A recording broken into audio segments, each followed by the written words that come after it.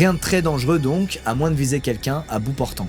Valérie et Fabrice partent donc avec Eric qui lui ne se doute de rien. Ils discutent, s'amusent, puis s'enfoncent dans les bois. Ils tirent à tour de rôle sur des petits oiseaux, puis Fabrice finit par pointer la tête d'Eric avec la carabine et il presse la détente. Eric s'effondre au sol et hurle de douleur. Fabrice, terrifié, lâche son arme et s'enfuit à toute vitesse en se rendant compte de ce qu'il vient de faire. Par chance, des randonneurs au loin voient la scène et appellent immédiatement les secours. Et contre toute attente, Eric est sain et sauf. Le plomb a simplement éraflé son visage et la blessure est superficielle.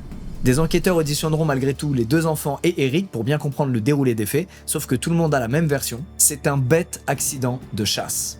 Et l'affaire s'arrête là.